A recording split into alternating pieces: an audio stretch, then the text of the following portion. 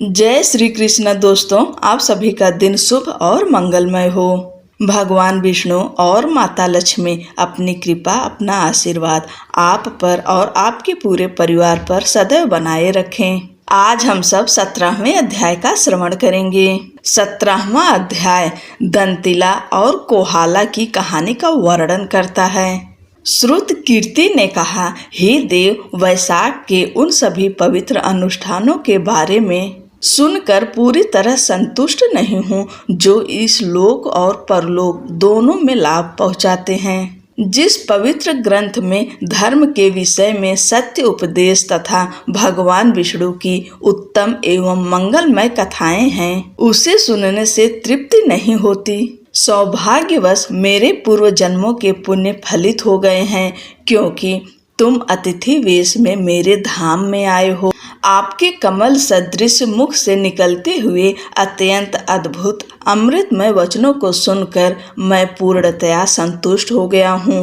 मैं ब्रह्मा का पद या मोक्ष भी नहीं चाहता, अतः उन पवित्र अनुष्ठानों को पूर्ण विस्तार से कहो जो सांसारिक सुख और मोक्ष प्रदान करने वाले हैं, जो अनुष्ठान अत्यंत उत्तम है और जिनसे भगवान विष्णु प्रसन्न होते हैं। राजा के द्वारा पहले ऐसा कहे जाने पर महायशस्वी श्रुतदेव मन में प्रसन्न हुए और पुनः शुभ पवित्र अनुष्ठान कहने लगे। श्रुतदेव ने कहा, हे राजन, मैं तुम्हें पापों का नाश करने वाली कथा सुनाता हूँ। इसमें वैशाख मास के व्रत का विधान है, जिसकी चर्चा मुनियों ने बार बार की है। पाड़पा के तट पर शंख नाम का एक बहुत ही प्रतिष्ठित ब्राह्मण रहता था। जब बृहस्पति सिंह राशि में आया तो वह पवित्र गोदावरी नदी के पास आया। पवित्र भीमरथी को पार करके वह कंटक चलवन में पहुंचा। यह स्थान लोगों और पानी से रहित था। वैशाख के भयंकर महीने में वह गर्मी से व्याकुल हो गया। दोपहर के समय वह ब्राह्मण एक वृक्ष के नीचे बैठ गया। तभी एक दुष्ट शिकारी धनुष लेकर वहां आया। वह सभी जीवों के प्रति दया से रहित था। वह एक अन्य काल के समान विनाशक था। पवित्र अनुष्ठानों में दीक्षित ब्राह्मण ने अपने कानों में कुंडल पहने हुए थे। वह सूर्य की तरह चमक रहा था। ब्राह्मण को देखते ही उग्र स्वभाव वाले शिकारी ने उसे पकड़ लिया और उसके कुंडल छीन लिए। उसने उसके पादुका, छाता, माला और जलपात्र छीन लिए। इसके बाद उसने ब्राह्मण को यह कहते हुए छोड़ दिया, चले जाओ। ऐसा था भ्रमित बुद्धि वाला शिकारी। वह कंकरों से भरे, धूप से झुलसे, उबड़ खाबड़ और जल से रहित रास्ते पर चल रहा था। उसके पैर गर्मी से दबे हुए थे। वह उदात्त काम प्रवृत्ति वाला ब्राह्मण धीरे धीरे चलता हुआ उन स्थान पर विश्राम कर रहा था जहाँ घास उगी हुई थी और जमीन को ढक रही थी। कभी वह तेजी से भागता था, कहीं वह राहत और खुशी महसूस करता था, तो कहीं वह दुखी होकर कहता था, हा। इस प्रकार वह तेजी से चलता।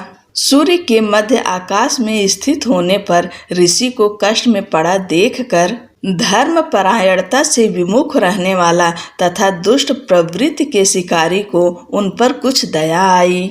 उसने सोचा, मैं उन्हें वे आरामदायक जूते दे दूंगा जो मैंने दूसरे वन में छीन लिए थे। शिकारियों ने यह सत्य मान लिया कि जो बलपूर्वक छीन कर लूटता है वह सब उसी का होता है। इसलिए मैं उनके कष्ट को कम करने के लिए उनके पादुकाओं को दे दूंगा। यदि इस कार्य से कुछ पुण्य मिलता है तो वह मेरा ही हो, इस पापी का हो। ये मेरे पैरों में पहने हुए 2 घिसे हुए पादुकाएं हैं, इनसे मेरा कोई लेना देना नहीं है, इसलिए मैं इन्हें दे दूंगा। उसने मन ही मन ऐसा निश्चय किया और तुरंत उनके पास जाकर उन्हें उस श्रेष्ठ ब्राह्मण को दे दिया जिसके पैर गर्म कंकड़ों से जल गए थे और जो बहुत दुखी था। उन पादुकाओं को ग्रहण करके ब्राह्मण को बहुत आनंद प्राप्त हुआ। उसने शिकारी से कहा, तुम प्रसन्न हो जाओ, और उसे आशीर्वाद दिया। वास्तव में यह शिकारी ऐसा व्यक्ति है जिसका पुण्य परिपक्व हो गया है, क्योंकि इसने वैशाख मास में यह दान किया है। भगवान विष्णु दुष्ट स्वभाव वाले शिकारी से भी प्रसन्न हो जाते हैं। अब मुझे जो आनंद मिल रहा है वह ऐसा है जैसे मुझे सब कुछ मिल गया हो। यह वचन सुनकर शिकारी को आश्चर्य हुआ। उसने विद्वान धर्मपरायण ब्रह्मवेत्ता ब्राह्मण से पुनः कहा, जो तुम्हारा है वह तुम्हें दे दिया गया है, वह मेरे लिए कैसे पुण्यदायी हो सकता है।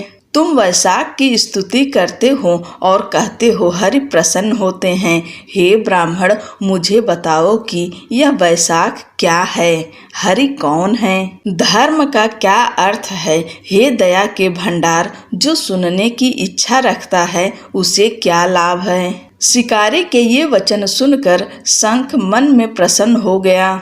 मन ही मन आश्चर्यचकित होकर उन्होंने पुनः वैशाख की प्रशंसा की। अब इस दुष्ट शिकारी ने तुझे जूते दे दिए हैं और अपनी सामान्य दुष्टता के विपरीत काम किया है। यह आश्चर्य की बात है। सभी पवित्र संस्कार अगले जन्म में अपना फल देते हैं, लेकिन वैशाख के पवित्र संस्कार मनुष्यों को तुरंत क्षण भर में लाभ देते हैं। शिकारी मन से दुष्ट और आचरण से दुष्ट है। सौभाग्य से चप्पलों का दान करके उसने स्वभाव की शुद्धता प्राप्त कर ली है। जो अनुष्ठान भगवान विष्णु को प्रिय है, जो अनुष्ठान अशुद्धियों से रहित है, जो अनुष्ठान संतुष्टि देता है, वही मनु तथा अन्य धर्मज्ञों के अनुसार धर्म है।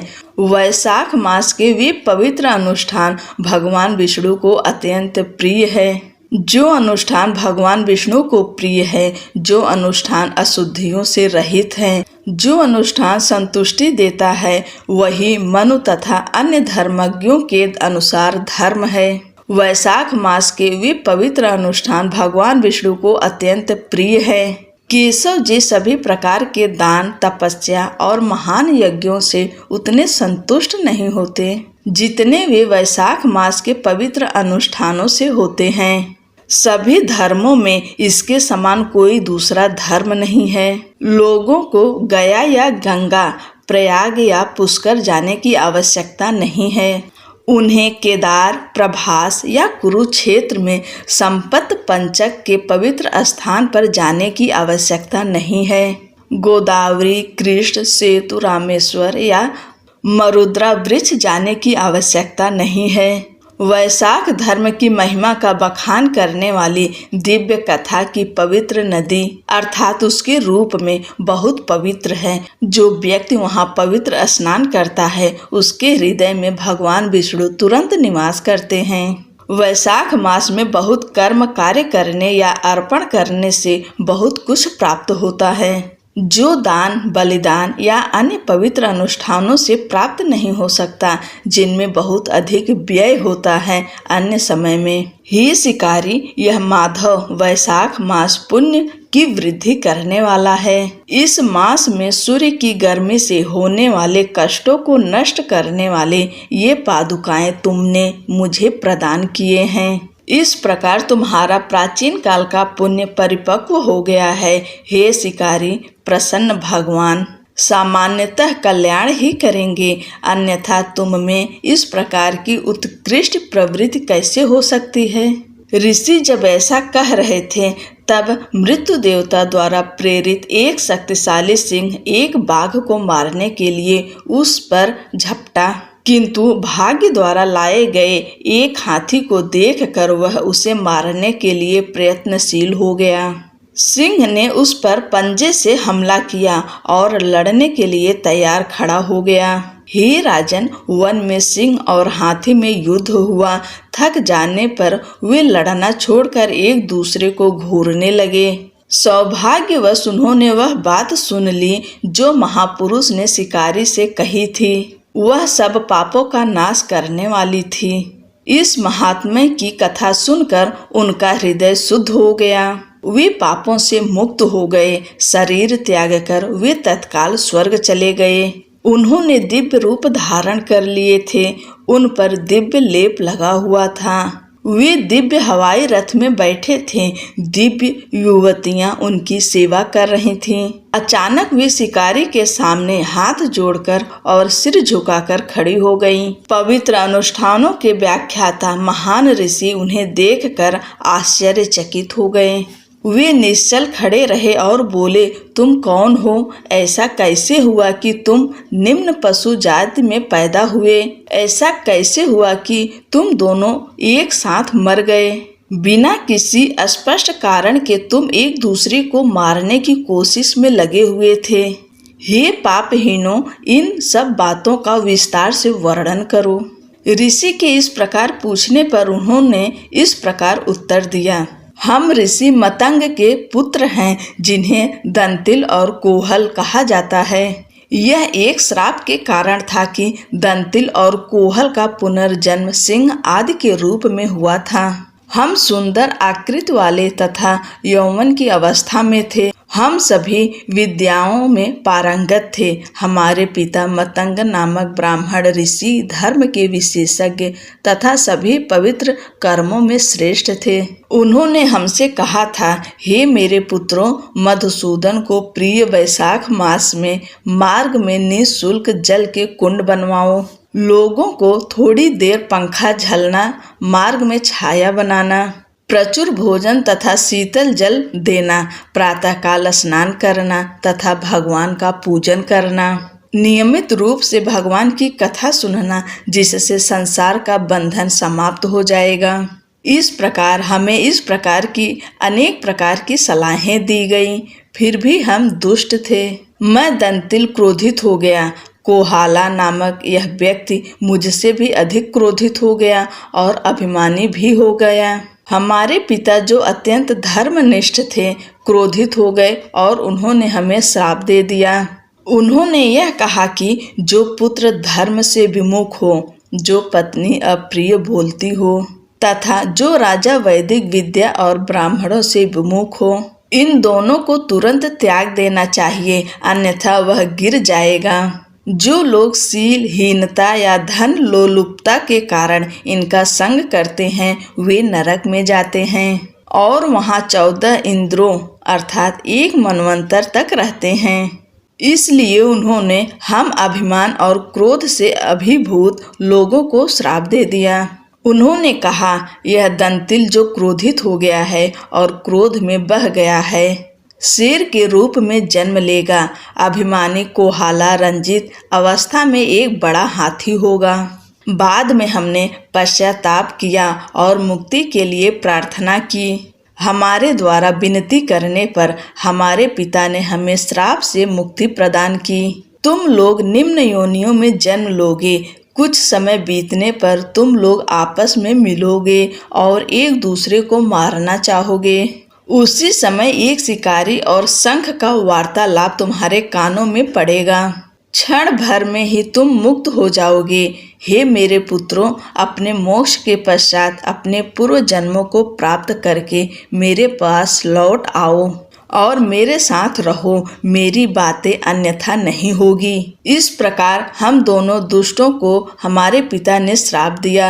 हम निम्न पशु योनि में जन्मे, सौभाग्य से एक दूसरे से मिले, एक दूसरे को मारने की इच्छा हुई और तुम्हारा उत्तम तथा मंगलमय वार्तालाप सुना। इससे हम तत्काल मुक्त हो गए। इस प्रकार उन्होंने सब बातें कह सुनाई, महर्षि को प्रणाम किया और उनसे विदा ली। उनकी आज्ञा पाकर वे अपने पिता के पास गए। दया के भंडार महर्षि ने शिकारी को यह बताते हुए कहा, वैशाख महात्म्य सुनने का महान लाभ देखो। इसे थोड़ी देर सुनने से ही मुक्ति उनकी पहुंच में आ गई। जब मुनि ऐसा कह रहे थे, तब शिकारी ने मुनि के सामने अपने हथियार रख दिए।